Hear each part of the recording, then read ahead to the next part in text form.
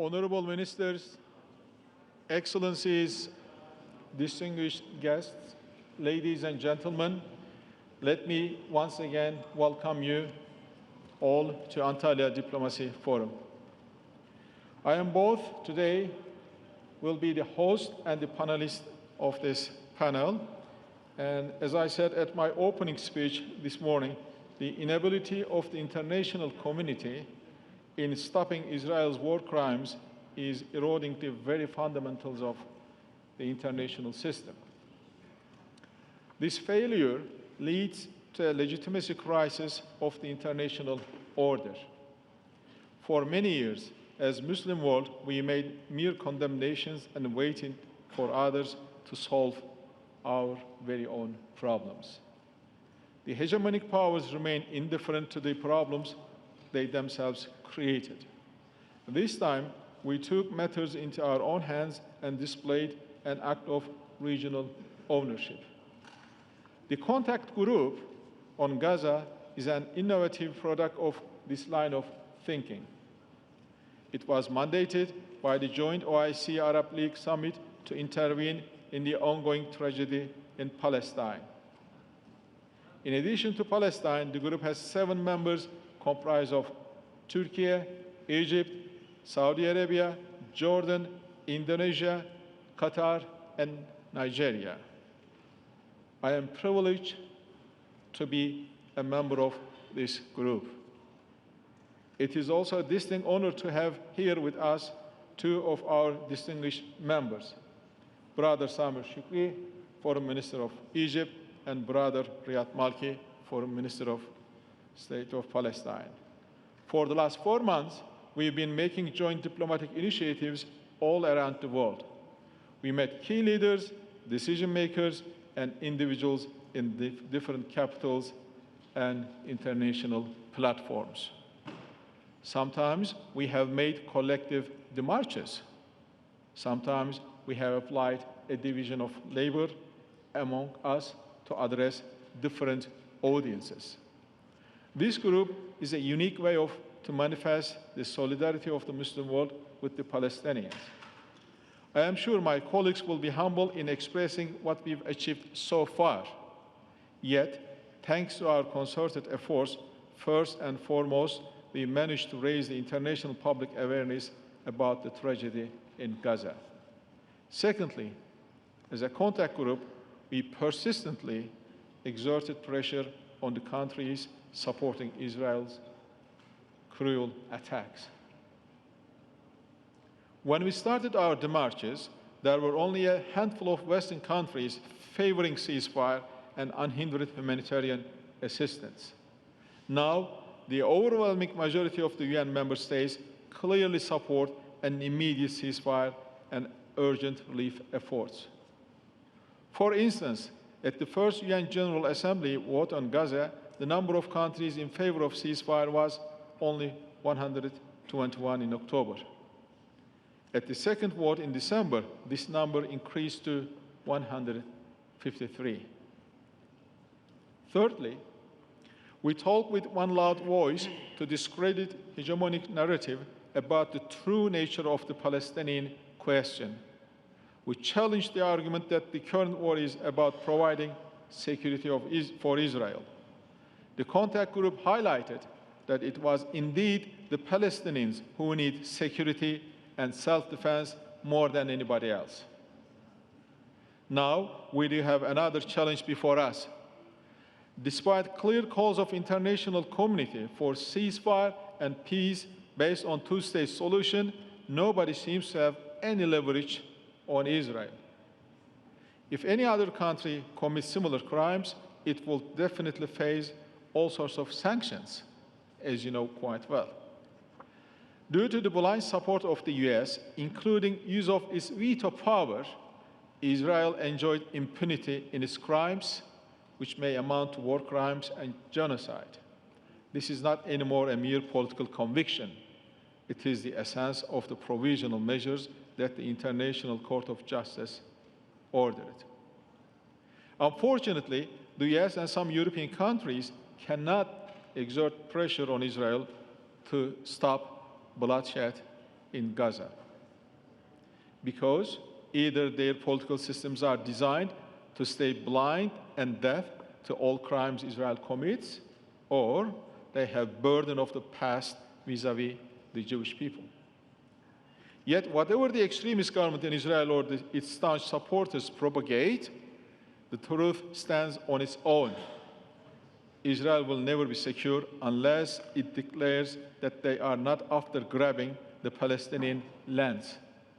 When Israel acknowledges that they are at peace with the 1967 borders and recognizes the rights of Palestinians to an independent and sovereign statehood, then the people of Israel would enjoy genuine and sustainable security.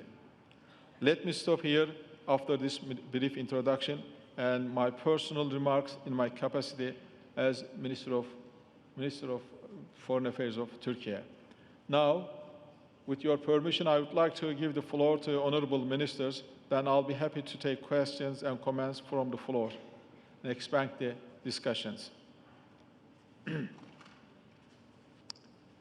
My first question will be to my brother, Minister Sami Shukri. Egypt has always been at the forefront of the issues pertaining to Gaza. Your role in international humanitarian assistance and evacuations from Gaza is highly appreciated. The only land border of Gaza that Israel doesn't control is with Egypt. You are under immense pressure and burden. My first question, brother, to you is, the pressure on Rafah and the border crossing is mounting. How do you think the situation will evolve from here? The current international system cannot provide solutions to this crisis. What kind of innovative solutions can we offer?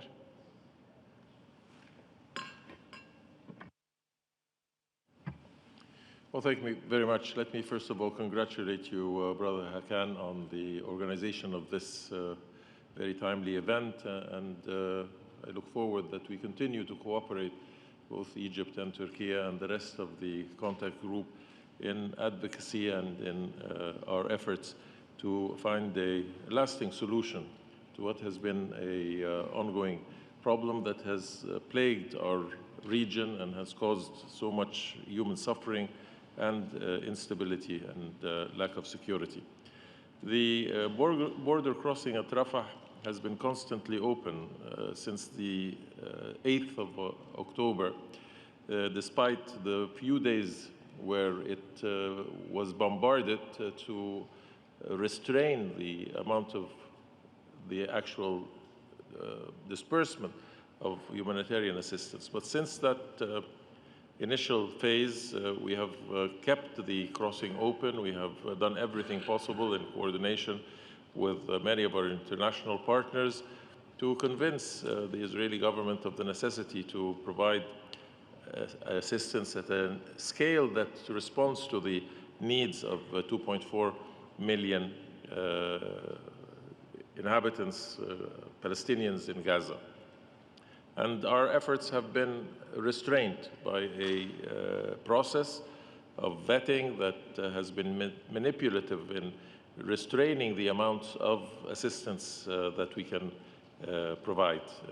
We started at about 50 trucks. Currently, we're up to 200 trucks, which is totally insufficient since Gaza was receiving, under normal circumstances, 500 to 600 trucks per day, including that its stocks were replenished and there was no devastating effect of the military activity or the lack of shelter by the destruction of more than 70% of all dwellings and buildings in Gaza. So we can understand the severe pressure currently on our brothers and sisters in Gaza, the Palestinians, and how they are currently in a very dire situation in, first of all, the displacement that has occurred adjacent to Rafah, now hosting almost 1.3 million Palestinians. The famine, by United Nations estimates, that is now the status of northern Gaza, and the lack of sanitation and medical care I believe that the Security Council resolution, which we all coordinated very closely, the contact group, until we were able to have it endorsed, 2027, and the creation of the humanitarian coordinator, and more importantly, the mandate that was provided in that the United Nations should undertake the responsibility of vetting the assistance and establishing on the Palestinian side of the Rafah crossing the necessary facilities to undertake this vetting so that it can extract this responsibility and undertake it in a much more efficient, much more impactful manner so that we can bring up the level of assistance. Of course, many of our countries have supported our efforts, among them Turkey and others who have provided us from Arish, which has become the staging point for assistance, but that does not, unfortunately, enable us because of the restrictions, because of the need to coordination so that we can protect, and because of the responsibility of UNRWA and its capacity to disperse under very difficult circumstances. For all these reasons, we feel a great deal of frustration that we are unable until today to provide the assistance at scale and at volume that is necessary, but we will continue to strive in collaboration with the United Nations, with our partners, to relieve the suffering of the Gazan people and to increase the level. Certainly, I think that practically this cannot happen without a cessation of hostilities. From day one, we have been calling for a cessation of hostilities. It is only under that condition that we can really have an impact in the provision of assistance at the scale necessary. And so again, this is an issue that we concentrate on, an issue that we as a contact group have from the outset been calling for. It is unfortunate that the Security Council, as His Excellency President Erdogan referred to, has been unsuccessful, thereby eroding its credibility. And I always refer to the fact that this is the first conflict in the 20th and 21st century after World War II, where there hasn't been immediately a call for a cessation of hostility, where there has been a reluctance to do so, and where that implies that there are countries, important members of the international community, that are condoning the continuation of the military activity. This is unprecedented, and this is certainly, it becomes more aggravated by the very high toll of casualties that has been inflicted on the Palestinian people, unprecedented in numbers. It is at a scale unheard of, that 20,000 children have been killed and women, that 17,000 have been orphaned, that 70 to 80 have been injured, injuries that are devastating for children who have lost limbs and their lives been destroyed. So for all of these reasons, a cessation of hostilities to enable us to provide for the needs of the civilian population is an absolute necessity. Thank you. Speaking of cessation of hostilities, as you put it, I mean, would you give us some insights about the ongoing ceasefire negotiations, if possible? Well, you can appreciate that these are sensitive negotiations that have been underway since some time, initiated in Paris with negotiations more recently in Qatar, and we are hopeful that the areas of divergence between the two sides can be bridged and that we can reach at least a temporary cessation of hostilities to lead to a permanent. I believe that it is only with the conviction that this temporary cessation of hostilities will turn into a permanent cessation that we can proceed so that we can address the various dimensions of this crisis and be able to protect the Palestinian civilians. I can say that we have reached a point of understanding. We will still exert every effort in cooperations with our brothers in Qatar, the United States, and others who are close to these negotiations. And we are hopeful that we can arrive at the cessation, the exchange of detainees and hostages, primarily for the sake of the Palestinian people and their well-being. I think everybody recognizes that we have a time limit, that everybody has recognized the importance that we are successful in this before the beginning of Ramadan. If this conflict was to continue in Ramadan, I think it will have a very dire consequence in that emotions will be further inflamed, that the dissatisfaction in the Arab and Muslim worlds, not to mention, of course, the West Bank and Jerusalem, will be abbreviated, and we will find more complexities, more difficulties to deal with the crisis. Well, thank you very much, brother. Now I will turn to Minister of Foreign Affairs of Palestinian State, Brother Malki, to you. First of all, let me express, as you know, the Turkish people is united in solidarity, sympathy, and affection with Palestinian people. And we also know that the problems are not limited to not only to Gaza, but also in the West Bank. You have been facing huge problems, and the situation is explosive with rampaging settler terrorism in West Bank area too. And also Israeli officials make reckless statements on restricting access to Haram al-Sharif during Ramadan. My first question, brother, how do you see the coming weeks under the circumstances and what needs to be done?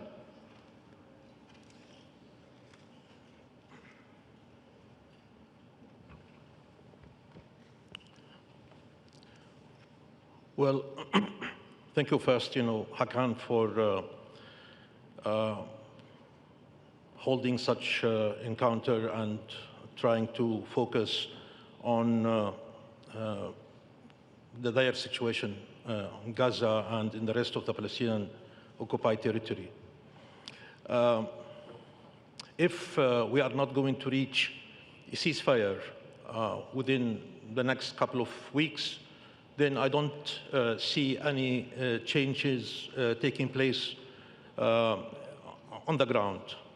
The Israelis have been very clear in their approach. They have decided to continue trying their war. As you know, they have announced two declared objectives of their war against Palestine.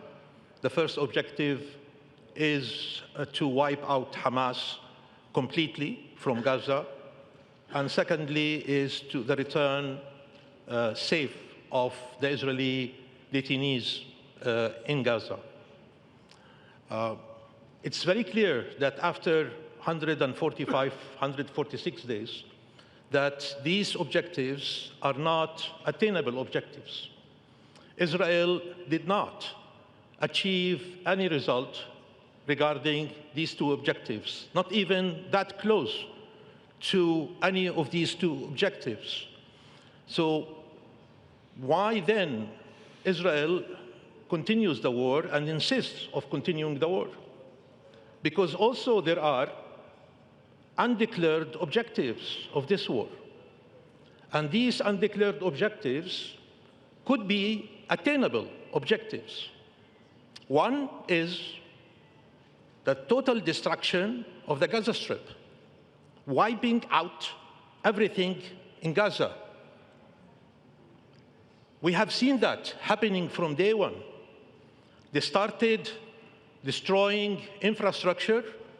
They aimed against hospitals, schools, churches, mosques, universities, shelter centers, UN centers, everything.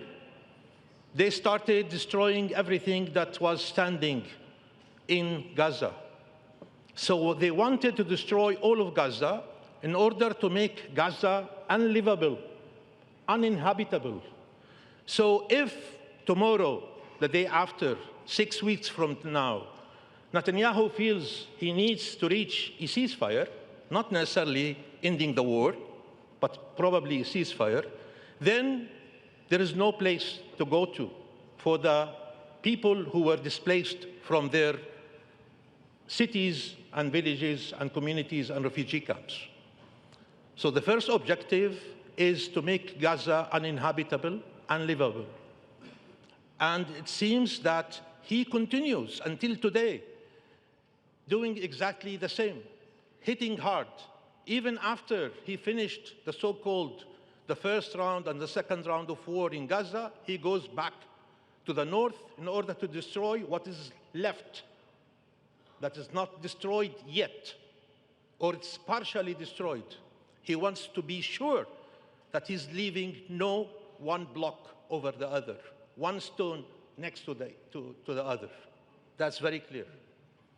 The second undeclared objective is that, he wants to displace people from Gaza, down, south, and south to the south, and south of the south, to reach a point where they are totally right now squeezed in a small city called Rafah, where right now about 1.5 million Palestinians in a small city that used to have a population of 150,000.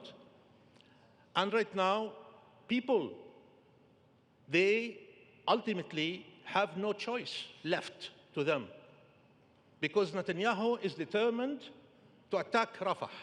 And he said it very clearly, I'm going to attack Rafah. When the military plans are ready, I will attack Rafah. So he's not listening to no one. And the moment that he will attack Rafah, what will happen to the 1.5 million people that right now they have taken refuge in Rafah? Either they will be killed because they have no place to hide, to take refuge, or they will look down 500 meters to the south and they will see a gate that they might really crush open, and then they are in Egypt. So they have no choice left. And this is exactly what Netanyahu wants, to displace people completely out of Gaza, not only to leave Gaza uninhabitable, but also to leave Gaza with no population, unpopulated. These are the undeclared objectives. And Netanyahu is working hard day and night in order to achieve these two undeclared objectives. While the declared objective is wiping out Hamas totally, this is really, he will take his time. Probably he's willing to reach a ceasefire, not really ending the war, and then he will say, well, I will take a pause, and then we will see how we'll go about it. Bringing the detainees, the Israeli detainees out, it's very clear that that's not his first priority. And if you read his statements well, if you read the statements of so many Likud ministers very well, they are saying completing the war is more important than the release of their hostages. Strange enough, but that's really the reality. So if we are not able, Hakan, in the next 2 to 3 weeks, being able to reach a ceasefire, then it means that we will see another round of hostilities, an attack against Rafah, and then another massacre and the continuation of genocide. You made reference to the provisional measures that were adopted by the ICJ. Israel has presented its report to the ICJ just a few days ago. And I do believe that right now South Africa will be reading that report in order to respond back. And thank you, South Africa, for your courageous and leadership in presenting such case in the ICJ.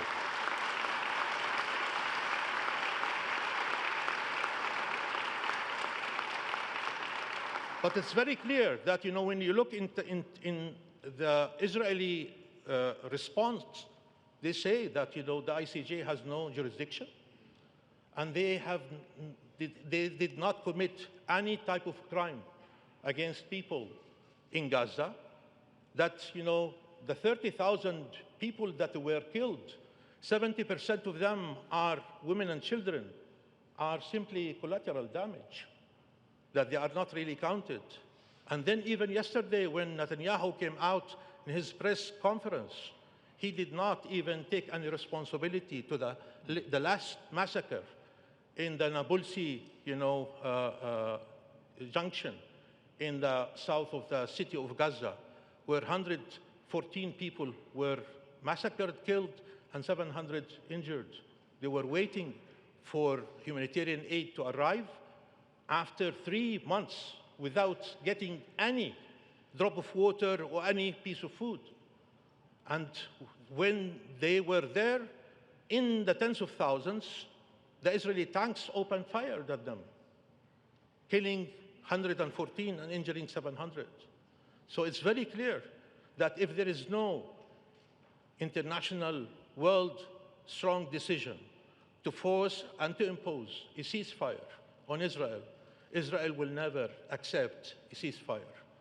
And if there is no willingness by the international community, by the Security Council, to impose a resolution that will call for ending the war, Israel will never, on its own, end that war. What we need is an international will, and what we lack is an international will. That's really the problem today, and we still counting people being killed on a daily basis in Gaza and in the West Bank. You mentioned the West Bank. The West Bank is very important, development that is taking place. Israel has no long-term interest to stay in Gaza per se, but they have long-term interest not only to stay in the West Bank, but also to displace people, to kick them out of the West Bank into Jordan, and also to annex the Palestinian territory. That's why we see every day confiscation of Palestinian land in the West Bank. That's why we see every day the construction of illegal settlements in the West Bank. That's why we see every day destruction of Palestinian homes, attacks by settlers, rampaging everywhere in the West Bank, and that's why we see Israeli soldiers every day trying to do military incursions into Palestinian cities, villages, and refugee camps. So while everybody is focusing on that genocide that's taking place in Gaza, we should always remember that the real objective of Israel is the West Bank. The real objective of Israel is the so-called Judea and Samaria, and their aim is to annex Judea and Samaria, to kick people from there, and to build their illegal settlements in such area. This is really very important. We have to be careful about what's happening in the West Bank and to take always, great attention. Well, thank you, brother. Speaking of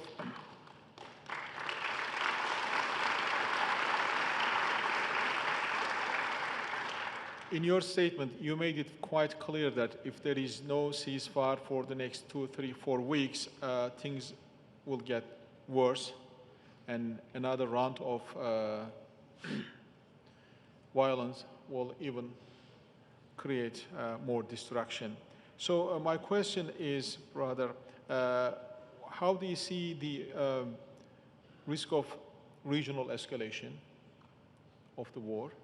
What is your assessment in this? And the second question is, what additional roles can regional countries, including us, can play on this issue? We have to realize that there is a personal interest for the Israeli Prime Minister Netanyahu to continue the war in Gaza. He knows that, the moment that the war ends, there are 4 cases of corruption waiting for him. The moment the war ends, he has to take responsibility for what happened, because there will be an investigation that will look into who's responsible for the October 7th. The moment the war ends, then there might be an internal revolt within the Likud about leadership. Netanyahu knows that, ending the war and that reaching a ceasefire is not good for him. That will be detrimental for him, could be the end of his political career. So it's very clear that Netanyahu is not waging a war, of revenge, but also waging the war for his own political, career, for his own personal sake. And he's taking Israel, all of Israel together, hostage. He's taking the Palestinians hostage. He's taking the whole region hostage for his own personal interests. And it seems right now within Israel proper, people and leaders are becoming aware that's really the objective. Look what's happening.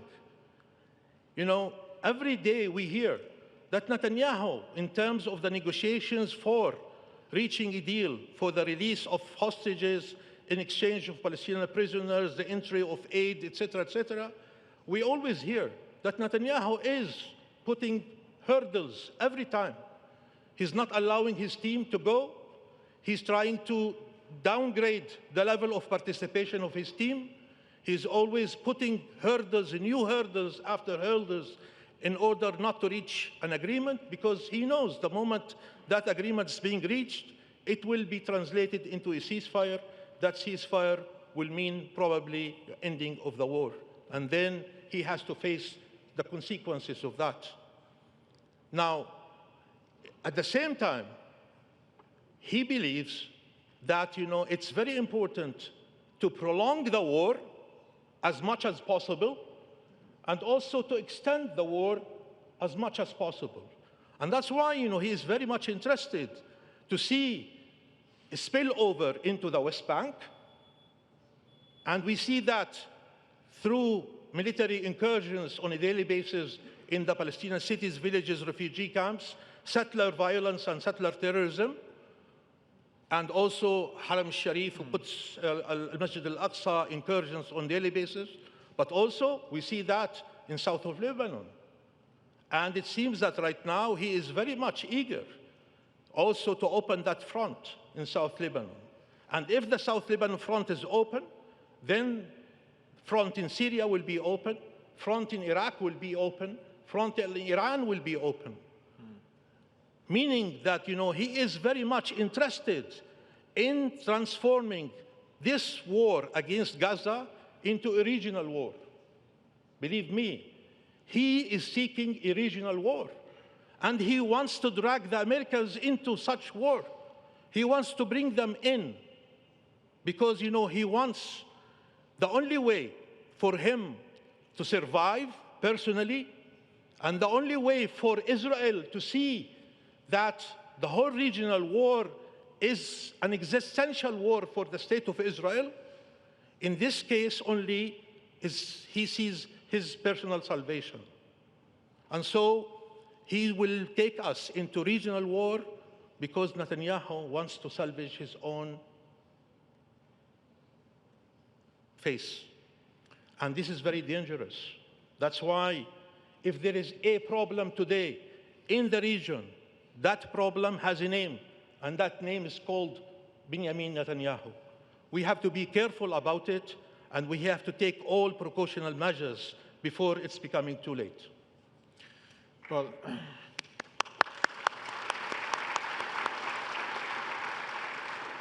I really thank you, both of you, and for your opening statements and answers. So I would like to turn to the floor for their comments and questions. Any comments, questions? Please, you first. Please also identify yourself.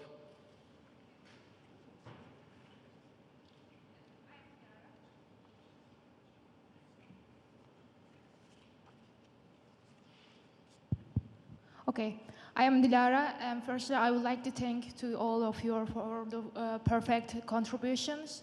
My question is actually general. As you know, there is such an hostility between all countries, And we also give importance, and we also give example for this, like Ukraine and Russia. There is an ethnic hostility between from these countries from the past, and it's still going in today. But there is also still ethnic conflict between the Palestine and Israel from the past, and it still continues. But when we compare and when we examine the situation, we see that the governments in the West, when there is such a case event and come through, they said that it is very much hurtful and it should be prevented. And there is such a case. I mean, the government in West, when there is such an event happen and come through, they said that it shouldn't be. But when there is such an event come through when between Palestine and Israel, they shouldn't do anything. Why this is the case? I mean, when we compare this situation, this is so similar between each other, but there is no such a huge activities coming from the West. What do you think about this? Thank you for your answer for this.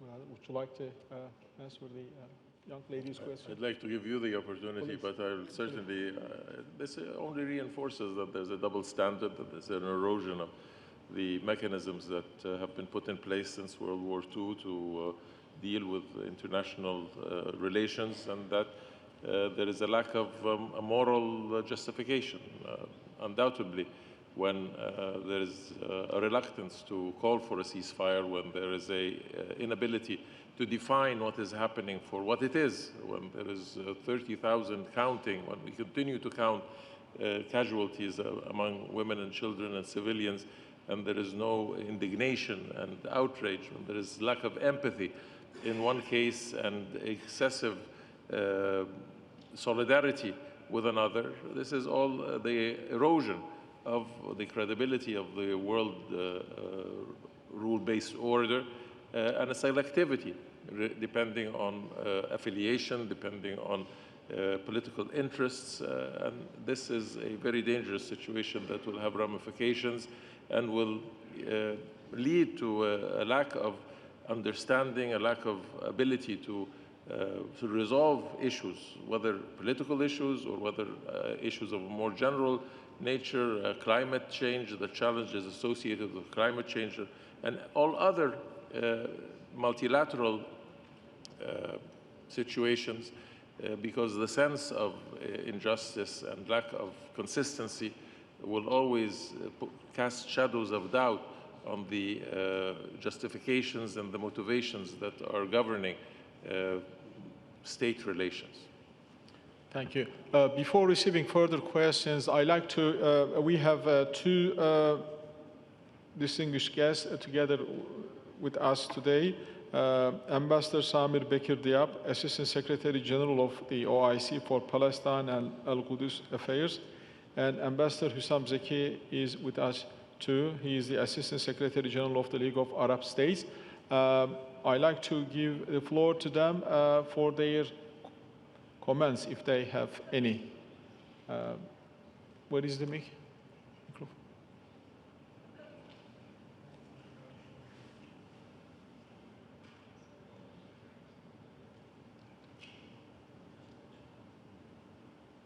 Yeah, would you like to make any comments? Yeah. Thank you very much, Mr. Minister.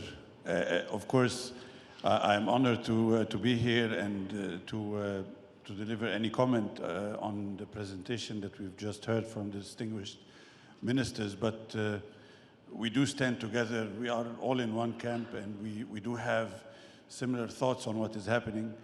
We, in the organization of the Arab League, we try as much as possible to make the world aware of all what is happening in Gaza, because it is not in the interest of stability and peace in our region, of course. And the very last point that Minister Maliki referred to is extremely important, which is widening the war and the dangers of widening the war and making it or transforming it into a regional war is, of course, an idea that we are pursuing all the time with our international interlocutors. We do hope that the United States and other capitals in the Western world would be able to prevail at one point on the Israeli decisions, but as it seems also this is a difficult or weak possibility, and for that we keep trying in support of the effort done by the countries of the region, Egypt, Jordan, Saudi Arabia, UAE, Qatar, and all others. We try to do that, but evidently there are other reasons that prevent Washington from responding in the way that we would like to see. Just to end my brief comment, I would say that we will continue to try. We will continue to push for not only for a ceasefire, but also for points that we see are extremely relevant, which are the prevention of forced displacement of Palestinians, either from Gaza or from the West Bank, and also the proper response to the dire humanitarian situation in Gaza. And I think Minister Shukri referred to that, and the efforts made by Egypt in that regard are, of course, well taken into consideration. But of course, the world and the Palestinians in particular will need to see more pressure on Israel in order to allow for this humanitarian aid to come in bigger quantities and as needed. So thank you. We thank you, Minister Hakan, for receiving us, for allowing this event to take place, and putting all the highlight on Gaza as it needs. And we thank also Turkey for all the effort that it has been doing. And I think hand in hand, this contact group that was created in the summit in Riyadh back in November 11th, joined from Arab and Islamic countries, I think will reach somewhere. We just hope that it reaches that point in due time and not too late. Thank you very much. Brother, may I, please. Just to intervene? We are all burdened by what is happening in Gaza, but we have to recognize that this is not the first time that this has erupted, and that we should not lose sight of the inherent cause of this conflict, which is 75 years of occupation. Mm-hmm. That occupation is the reason why there is turmoil and lack of stability in the region, that the rights, inalienable rights of the Palestinian people have not been met, that their right to self-determination, their right to statehood. And until that is accomplished, we will be in constant cycles of instability and violence and lack of a environment for all the peoples of the region, Palestinians, Israelis, everyone, to live in peace and security. Mm-hmm. Without that being achieved, we are only dealing with the consequences of this lack of achievement. It is time that this fundamental issue is addressed. It is time to implement. It is time to recognize Palestine as a state, but not only in recognition. It has to be implemented. There are mechanisms are available to us, the Security Council under Chapter 7. There have been 30 years of negotiations. Everyone knows what the parameters of an equitable solution are and should be implemented, and thereby relieving of this constant cycle. I have to take leave of Your Excellency because of other engagements, so I thank you once again for this very important session, and look forward to continuing to cooperate closely with the contact group. Egypt and Turkey, I believe, can have a very pertinent impact on this situation and on others. And again, I thank you for this opportunity. Thank you very much. Well, thank you very much. Any other questions? Professor? Yes. He has a plane to catch. Minister Shukri has a plane to catch. Just maybe we'll get one final. Okay.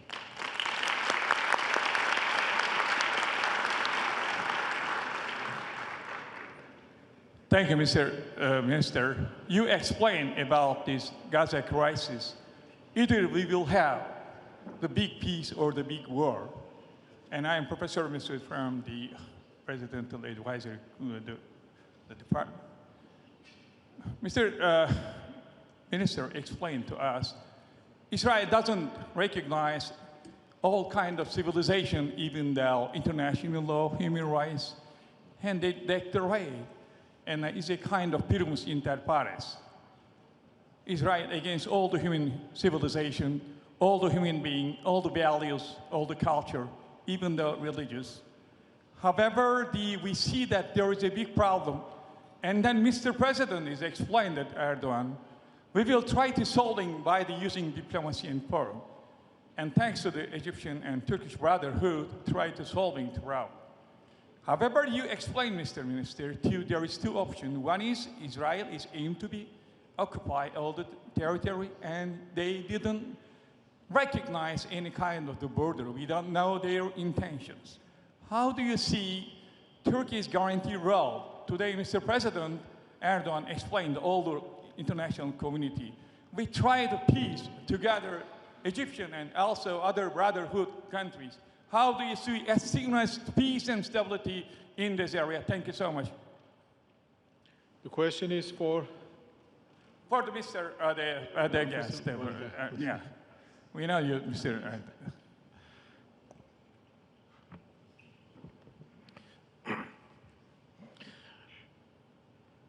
Look, we do appreciate very much the excellent engagement, attention, camaraderie, friendship, support, sensitivity that Turkey has shown not only during this crisis but much before. And we always feel indebted to Turkey for all the work that they have done in order to see that the Palestinians receive their basic fundamental rights to self-determination, their freedom, and their independence. Turkey has been engaged heavily in the exercise of inter-Palestinian reconciliation. And Turkey has invested heavily in order to see that that happens. Sometimes we feel that we are on the verge of success, and sometimes we are somehow disappointed to the outcome and to the result. But still, Turkey is determined to continue with its effort to do that. Now, there are many other countries that they have been lending hand to the Palestinians in order to overcome such difficulties. But at the end of the day, we should show our appreciation and thanks to Turkey, to all countries that they have been contributing and helping, either politically, financially, through aid, pressure, everything, including this contact group that they were my colleague ministers. They have spent their important hours and days working for the sake of Palestine, touring the world in order to explain the importance of taking attention to the situation in Gaza and how to salvage innocent Palestinian lives in Gaza. But if I want really to look into the outcome, we have been engaging from day one, calling for what? We have been calling for a ceasefire. Now, after 146 days, have we achieved the ceasefire? No. So we have failed. We have failed, not we, not Turkey and Palestine. not the contact group, but the international community. The international community has failed to arrive at and to achieve a ceasefire, a very simple ceasefire. After 146 days, the whole world facing Israel and demanding and asking for a ceasefire, and they failed to impose a ceasefire. Very strange. Secondly, we have been working very hard to bring aid into Gaza. And people were saying, well, in normal days, 5,000 trucks were used to enter into Gaza. 500 will be good as a number. Today, only 50 trucks are entering into Gaza. And where? Only into the south. Not even one single truck to the north. Everybody wants to bring aid in. All countries, including Turkey, as we have seen in the videos, have sent thousands of tons of aid, humanitarian aid, to Arish, and in order from Arish to Rafah. Thousands of trucks are waiting Israel to say yes to allow the trucks in. But Israel is using such aid, as a method to blackmail everybody else's. And what happens that Israel is using starvation as a weapon of war in order to pressure the Palestinians. If they don't die from the bombs, they will die from starvation and from thirst. Or they will be squeezed in order to be displaced and to go out of Gaza.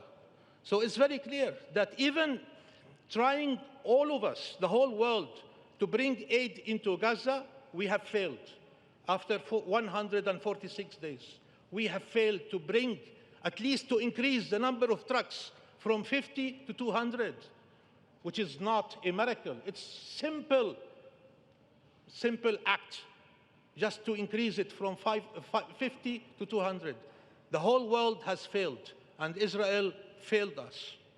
Then we talked about protection, how to protect the people in Gaza, because the people in Gaza are right now exposed to all types of attacks, either classical military weapon or the non-classical military weapon, like starvation, like thirst, and lack of medicine and diseases and all of that.